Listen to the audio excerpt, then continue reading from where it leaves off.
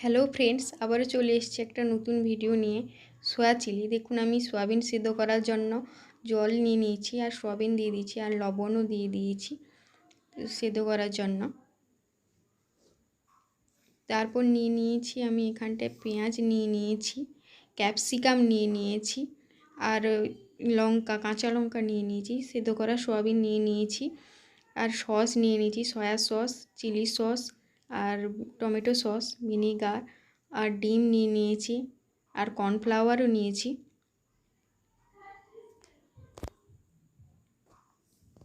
চলুন বন্ধুরা, শুরু করা যাক। আমি ম্যারিনেট করার জন্য সয়াবিনগুলোকে লবণ দিয়ে দিলাম অল্প,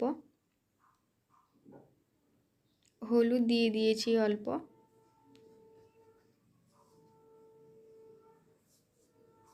লঙ্কার গুঁড়ি দিয়ে দিয়েছি, আদা রসুন বাটা, পেস্ট করা বাটাটা দিয়ে দিয়েছি আর কর্নফ্লাওয়ার 2 চামচ কর্নফ্লাওয়ার নিয়েছি। আপনারা চাইলে বেশিও নিতে পারেন। আর একটা ডিম দিয়ে দিয়েছি।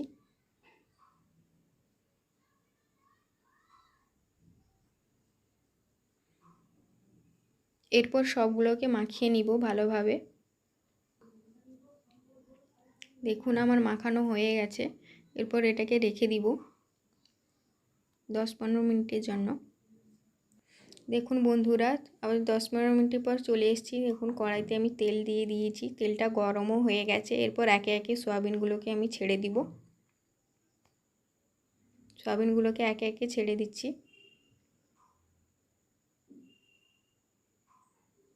সবগুলোকে এভাবে ভেজে নিব, বাদামি কালারভাবে ভেজে নিয়েছি সবগুলো।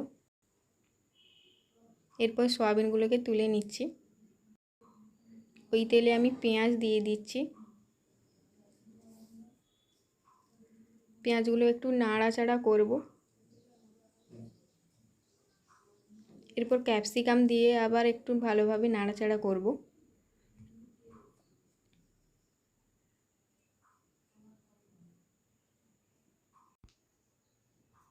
এরপর একটু নাড়াচাড়া এইভাবে করব।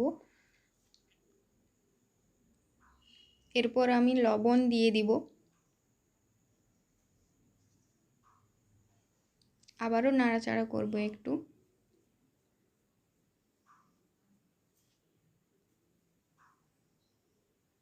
এরপর আমি সয়া সসটা দিয়ে দিলাম 1 চামচ। 1 চামচ চিলি সস দিয়ে দিচ্ছি। 1 চামচ ভিনিগার দিয়ে দিচ্ছি। এরপর ভালো করে নাড়াচাড়া করব।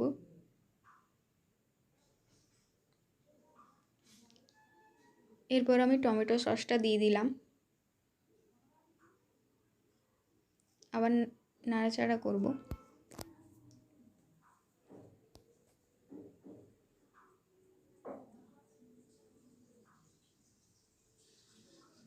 এরপর আমি কর্নফ্লাওয়ার জল গুলিয়েছিলাম, কর্নফ্লাওয়ারের জলটা দিয়ে দেব।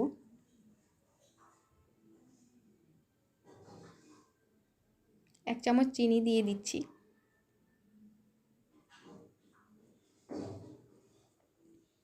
এরপর আমি ভেজে রাখা সয়াবিনগুলোকে দিয়ে দিলাম।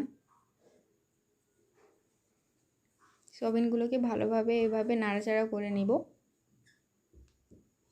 এরপর কাঁচা লঙ্কা দিয়ে দিলাম। রান্নাটা আমার হয়ে গেছে বন্ধুরা। রান্নাটা যদি ভালো লেগে থাকে তাহলে একটা লাইক আর সাবস্ক্রাইব করে দিবেন। আর কেমন হলো কমেন্টে জানাবেন।